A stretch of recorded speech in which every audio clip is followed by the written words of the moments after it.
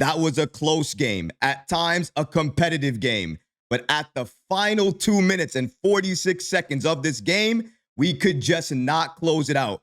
Even though the score will tell you we scored 6 additional points after that time, it was really 1 point. We could not get any points to go down when we needed them to go. And even though we won the challenge at the time, we allowed the Hawks to score at least 13 points straight. That sealed the deal and led to the Knicks losing this game. But that wasn't the only reason the Knicks lost this game. We also lost because of our interior defense. I'm not sure what's going on with that, but it's clear. If you watched this team last year and you're watching this team this year now, the paint defense is nowhere near where it used to be. And that's clear because everybody on the Hawks were going into the paint, getting anything that they wanted. At some points in time, they were walking into the paint. So we have to talk about that. We have to talk about our all-stars and what they're doing, our bench, the scoring we're getting, and most importantly, the rotation and the amount of minutes that our starters are playing and what minutes our bench is playing as well, too.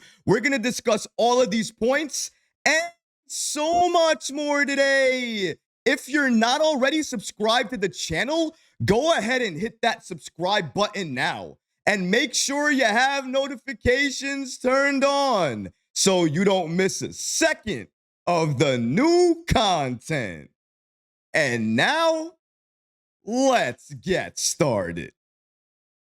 The Knicks flame out against ATL late in this game. We can talk about the first quarter going all the way to the fourth quarter. One thing we have to mention above all else is the way Atlanta was attacking the Knicks. And one thing we have to talk about, because I'm a little bit worried, is the blueprint of beating New York. And what I mean by that is being aggressive, attacking New York inside, and then switching on defense aggressively. And if you do that, you can disrupt the Knicks, you can bother them, and when you do that, you force them to make bad shots, you force them to not pass the ball and make isolation plays, and when we're doing that, we're not playing great offense. We're not moving the ball, we're not getting easy buckets, and it shows. The Atlanta Hawks, even though we were giving them some open looks at three, they weren't converting on those threes and they weren't hitting them, but they knew that early. And they also understood that they could take it to the Knicks early on inside the paint. And that's exactly what they did. They led early on,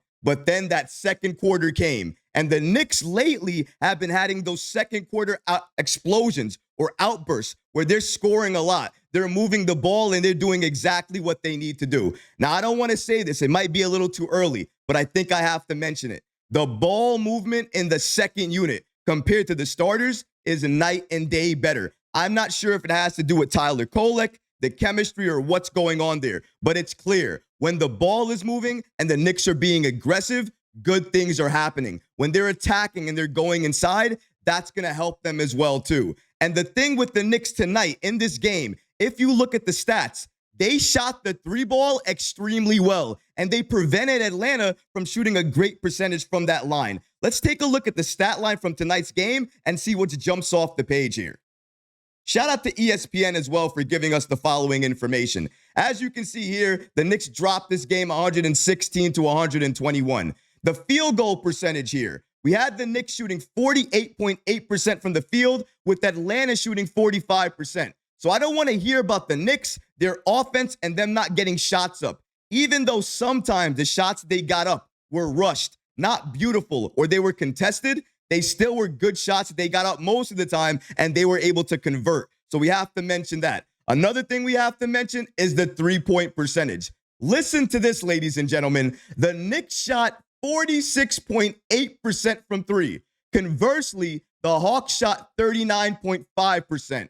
They put up, I believe, 38 threes, and they only made 15 of them. Conversely, the Knicks put up 47 threes and made 22 of them. Now, in any other situation, if the Knicks are putting up this many threes and hitting it at that rate, we're normally up big. In that second quarter, was it me or did anybody else feel like we were running away with the game? We were hitting the shots that we needed to hit. It felt like we should have been up bigger than we were. But when you look at the score, you see it only that the Knicks are up, 5 points? Maybe 6 points? If you look back at here, the largest lead we had for the game was 7 points. The Hawks, the largest lead they had was 8 points. It was clear this was a competitive game from start to finish. The Hawks were aggressive on defense against us. In the first half, Trae Young wasn't even that involved. Can we think about that for a second? We were shooting the three ball extremely well. Trae Young, their best player, wasn't that involved. And then at halftime, we're still down, I believe, 5 points or 4 points. How is that possible when we're shooting the three ball that well? Easy. When you allow the Hawks to do anything they want to do inside the paint. I said it at the top of the show, and I'm going to say it again. The interior defense is alarming. We're playing enough games now. I know it's not 20 games, and forgive me, I'll wait until then. But I've been talking about the defense since preseason, so I think I have a right to bring it up right now. The paint defense, the off-ball defense, the transition defense, atrocious, horrible. The Hawks were bullying us, getting anything that they wanted. No boxing out. How can Clint Capella get a pass inside and nobody knows that he's driving or cutting inside? You want to know how that happens? It's when Karl Anthony Towns is trying to block Dyson Daniels inside and nobody's communicating. Nobody's talking. Nobody's telling Towns, hey, you got to turn around. You have a defender cutting. You need to make another move. When none of that is happening and you're not having that level of communication on defense, things like that are going to happen. The paint for each and every team. You can go to Houston. You can go tonight against the Atlanta Hawks. It's open season. Nobody has any fear. There is zero fear for the Knicks inside. You're not scared if you're going to get your shot blocked or any type of resistance inside. You think if you miss your shot, you're going to be able to get your rebound and go up there and get another play. And if we watch the same game, isn't that what happened? Dyson Daniels did the same thing. Clint Capella did the same thing. Trae Young, one of the smallest players on the court, did the exact same thing. And he's doing it among multiple Knicks defenders. I'm sorry. I cannot allow that to slide. And I haven't even spoken about the three-point defense, which in my opinion still needs work. But the interior defense, the transition defense, it's so terrible. It's so bad right now that I have to talk about that more than anything else. And if you think I'm wrong, you think that I'm making a big deal of things, let's talk about another stat, a stat that explains everything the way I'm explaining it. Points in the paint. Shall we do that? Let's go ahead now. Points in the paint for New York, 36. 36 points in the paint. The Hawks, 58. 58 points. 20 more points. 20 plus additional points from the Hawks in the paint. Anything that they wanted. One of the easiest games for them in the paint they probably ever had. Sometimes they had resistance. Sometimes they had that block. We can go back to the Karl Anthony Towns block at the 2 minute and 46 second mark at the fourth quarter of this game. Great block. Great challenge. Bravo to Tom Thibodeau. He used his challenge well. Congratulations to Karl Anthony Towns. He played okay defense at times. What about all the other times when the defenders didn't care and they pushed by him? They pushed past him. They went around him. We have to remember, there was another player playing in this game. He's been more or less struggling for the last couple of games. But you know who made him look like the number one pick? Who made him look like he was pure gold? Made the Hawks look like they were smart for drafting him? Of course, it had to be the Knicks. What did this rookie put up against us? Let's look at it again. So, Zachary here put up 33 points, 7 rebounds on 6 made threes, and a lot of those points were inside the paint. Transition points, not guarded, uncontested, not even any hand in his face. Anybody's going to get those buckets. You're a rookie, you're a veteran, no matter who you are, you're going to get those buckets if you play that way. If you play in transition that way. That's what the Hawks were doing. Each and every time they could run, they ran against this Knicks team, and we were abused in the process. Another reason we lost this game, turnovers. It's just something we have to talk about. In the first half, The first half alone, we had 10 turnovers. 10 turnovers that led to Hawks points. Not all of them led to Hawks points, but most of them did. So you want to know why in that second quarter it felt like we were up, but we weren't? It was because when that 4-minute mark came into that second quarter, it's like we forgot how to play defense. We let them hit 3 after 3 and then let them go into the paint and do whatever they want.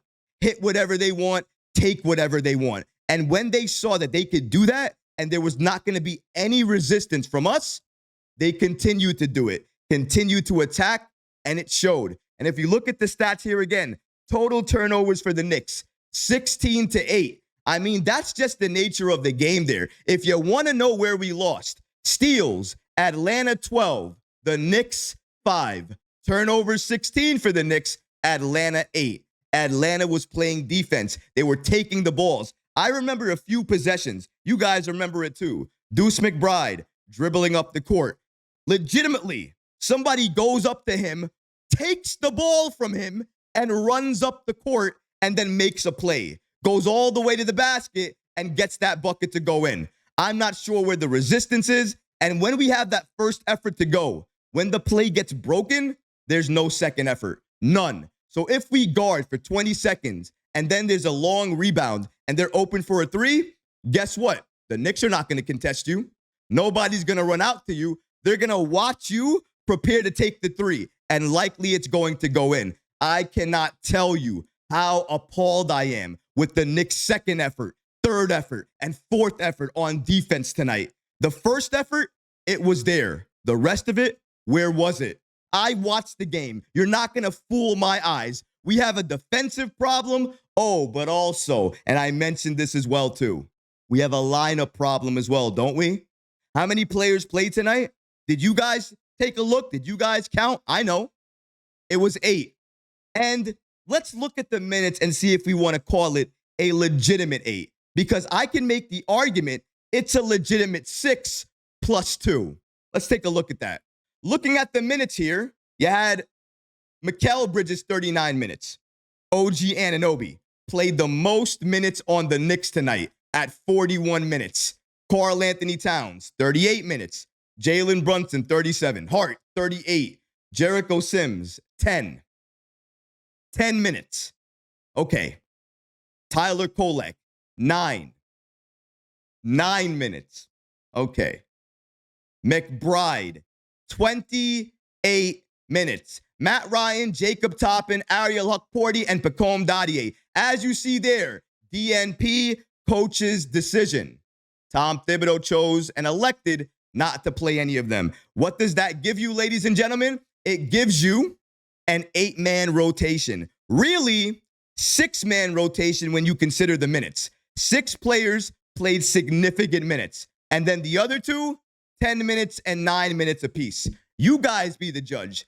Am I going off the deep end here? Am I being too critical of this Knicks team so early on? Or do I have a right to be upset that we are in early November and we are playing our starters this many minutes and have confined ourselves to an 8-man rotation? 6-man if you look at the minutes. We're also going to look at what our stars did, because more than anything else, I think it's also important to take a look at what Karl Anthony Towns and what Jalen Brunson did tonight. So let's take a look at exactly that. We're also going to take a look at the shot chart. So don't worry, a lot of things to get to tonight. So hold on to your horses here as we continue to break down all of the things that we saw from the Knicks versus Hawks game tonight. Again, Knicks losing this game 121-116. As you see with our stars in Jalen Brunson and Karl Anthony Towns. Brunson with 21 points, 8 of 18 shooting. Another rough night from Jalen Brunson in terms of shooting. 4 of 11 from 3 and 4 assists. With Jalen, the only thing I want to say about him is I would really like him to pass the ball a little bit more. At some times when he's not able to score or score the way he wants to, I feel like he leans on isolation play a little bit too much, and that causes the Knicks offense to become stagnant. Now, he's not the only person that does that, but he's the head of the snake. If he does it, everybody else is going to follow suit. So I'm going to need a little bit more from Jalen Brunson there. But am I worried about Brunson? Am I worried about his shooting or his offense?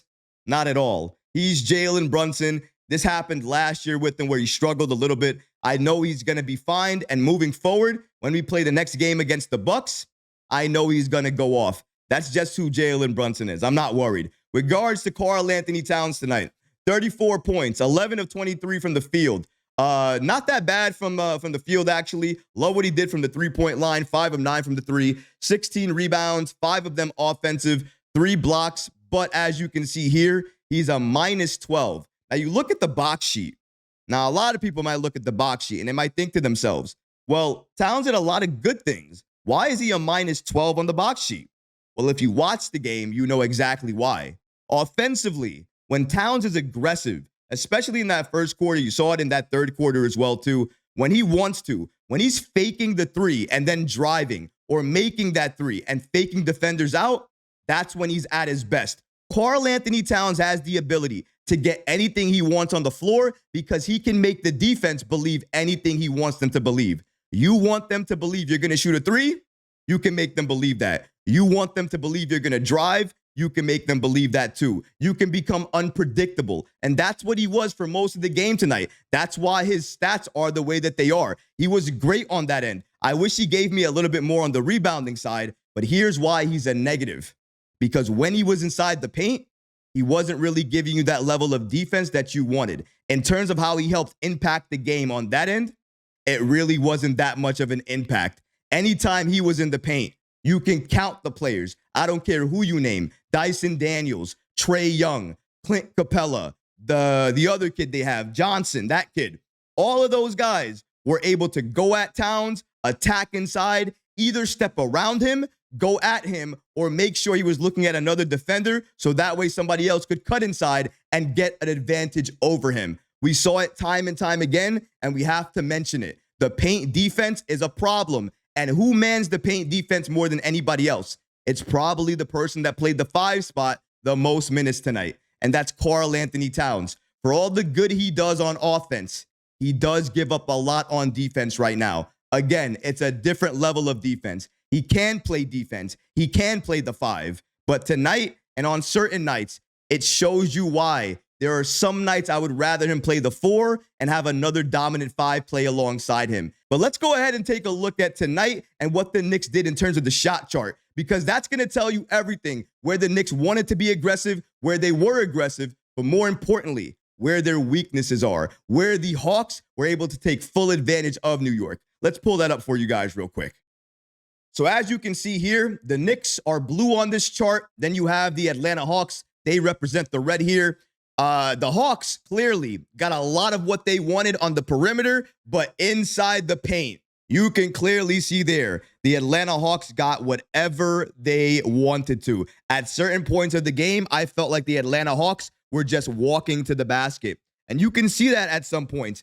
The fourth quarter, the Knicks started off the fourth quarter with good defense. They had a steal by Josh Hart, which led to a Karl Anthony Towns slam. But then conversely, Towns gets caught up inside, and then they get a turnover. Because of that turnover, it leads to an easy Hawks basket on the other end. And where was that basket? Inside the paint. The Hawks were taking exactly what the Knicks were giving them. If the Knicks were not allowing any three-point shot, but the paint was wide open, then they were taking full advantage of that. And when the Knicks were doing more heavy paint, and when the Knicks were playing more aggressively inside the paint and playing more heavy defense there, they sagged off and they were shooting the three. But they were playing the Knicks extremely well. On the Knicks side, conversely, look at our shot chart. Look at what we were doing. Clearly, we tried to represent what the Hawks were doing as well, too. We tried to shoot a lot of threes, and we tried to attack the paint a lot. But look at the corner threes. Specifically, look at that top corner right there.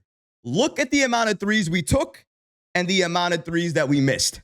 We took so many threes from that top corner and missed nearly all of them. If the three ball is not going down, if you don't have it, what should you do as a player?